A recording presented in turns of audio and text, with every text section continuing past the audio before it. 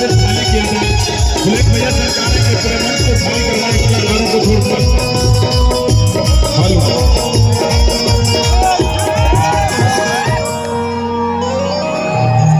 सबसे मैं आग्रह और निवेदन है कि अंकुश राजा भाई का अगर आप लोग सहयोग करना चाह रहे हैं तो आप लोग मंच को व्यवस्थित खाली कर दें।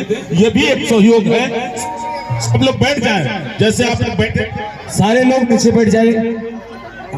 जैसे थोड़ा पीछे होके, थोड़ा पीछे होके भैया, थोड़ा पीछे होके सारे लोग पीछे बैठिएगा, थोड़ा और पीछे होके बैठिएगा।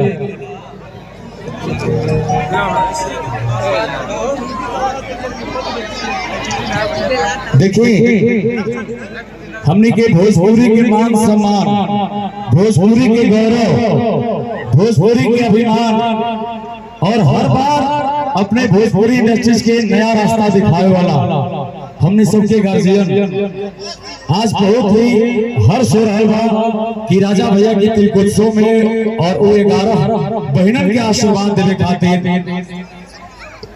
हमने माननीय दिल्ली सांसद पूर्व प्रदेश अध्यक्ष माननीय हमारे बड़े भैया श्री मनोज तिवारी जी, बड़े भैया जी आप सबके बीच में आए हैं। एक बार सारे लोग बोलेंगे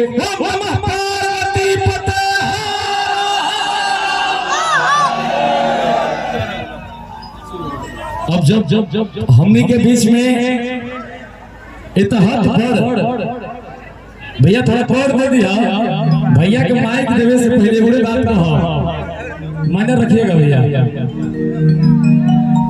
कि राजा जी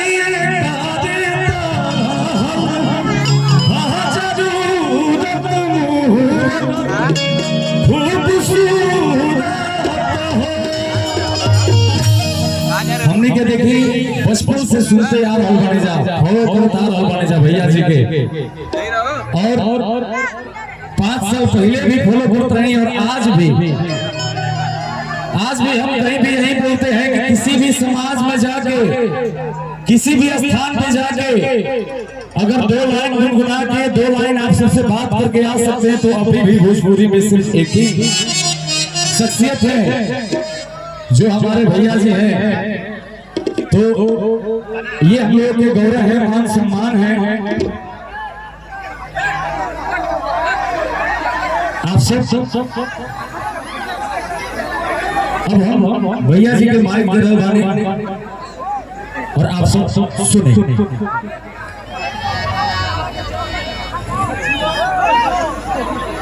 बोली बोली तारा चंडी मैया की,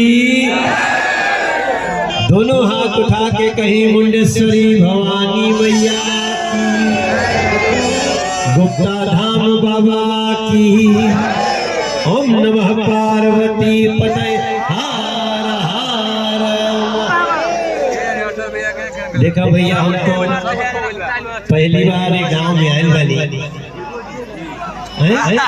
दूसरी बार, अच्छा यही जी हाँ।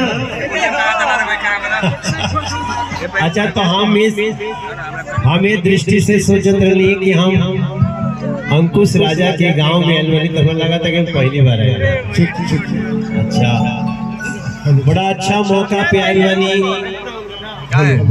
और हमरा के सबसे ज्यादा जो चीज अगर इस संसद चलता फिर भी छोड़ छाड़ के अला खाते जे मजबूर के ले बा। Hello hello hello. तो जो चीज हमके बहुत हमरा दिल के बड़ा खिंचलस कि देखा शादी ब्याह तो सबकर होला, लेकिन अपने शादी के अवसर पे और भी कोई गरीब बेटी के शादी करावता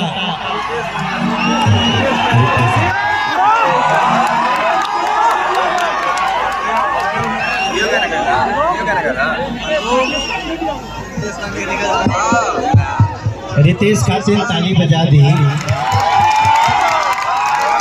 अभी आगे बढ़ो, अभी आगे बढ़ो। हम और रितेश पांडे जी हमनी के बनारस से सगैया होतनी जा थोड़ा देर खातिर हमारा बीच में भगवा जाए के पड़ल। तो अंकुश राजा के विवाह में कितना बेटी की शादी करोला? 11 बेटियों की शादी कराए हैं।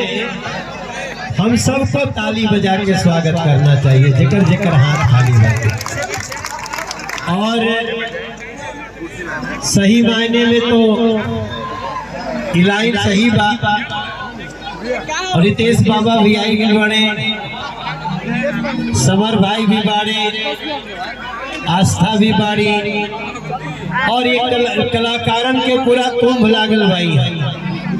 तो हम तो यही खातिर हम कहिला